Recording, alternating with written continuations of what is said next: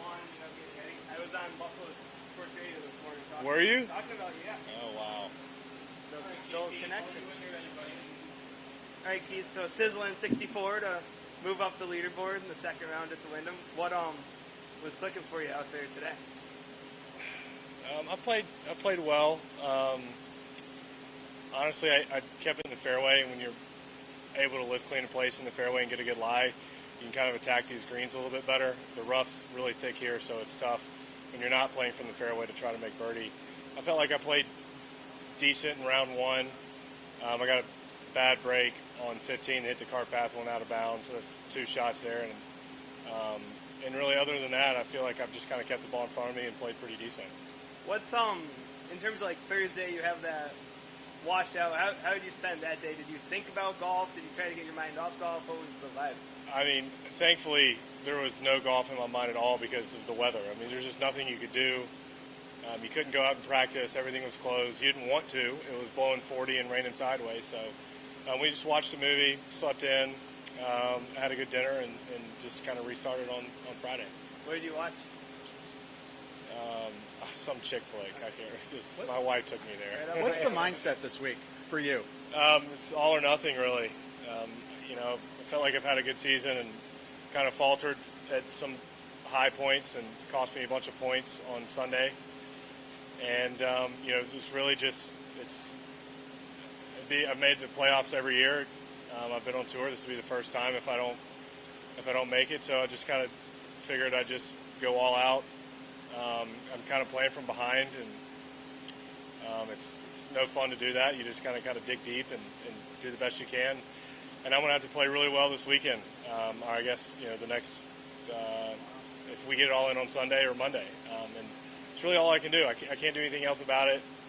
And I got the fall to keep trying to build on it. But I feel like this season has been. I've gotten a lot better at golf. It's just been disappointing in where I kind of stand in the FedEx Cup and the world ranking. What do you think has been keeping you, like you said, getting better at golf, but keeping you from being maybe where you think you should be on the standings? A couple Sundays. Sunday at Valspar wasn't very good. I was playing really well at the Players going into the weekend and faltered there. And a couple tournaments that those two specifically, and a couple this summer, I just felt like I was just in the middle of the pack and never got anything going. So it's, I feel like, again, I've played better than I've necessarily finished on the FedEx Cup. My stats are probably better than they've ever been this year, and unfortunately, the mid-70s. Is it a testament to just golf's hard, golf's deep, it's just super competitive, or what would you kind of... The schedule. This year, I didn't get to pick my schedule, so there's probably 5 or 6 tournaments that I would always put on the list and I've had some good success in that unfortunately I wasn't qualified for. So I played a bunch of courses that I hadn't played in a while and also don't necessarily fit my game or the courses I like. So that was different. Wells Fargo, Bay Hill, Genesis, Travelers, a lot of courses I've had top 5s and top 10s on that I typically had played well on that I just didn't have the opportunity to play this year. Does that give you more, I guess, urgency this weekend to try to get in top 70, get in top 50, get in those tournaments? 100%. It's you can set your schedule in that, and then if you're outside the top 50, you're trying to play your way into the schedule. What's it like having Brad on the bag? Amazing, amazing. What's the vibe like with him out there? I just trust his golf IQ. I trust him as a friend. We were roommates for 4 or 5 years. He played professionally at the highest level.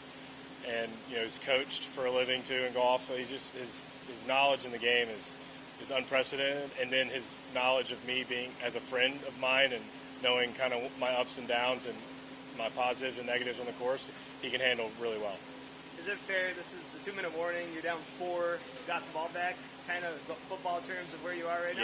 Yes. I mean, we might be down 9. I might need to go for 2 and kick a field goal. You never know.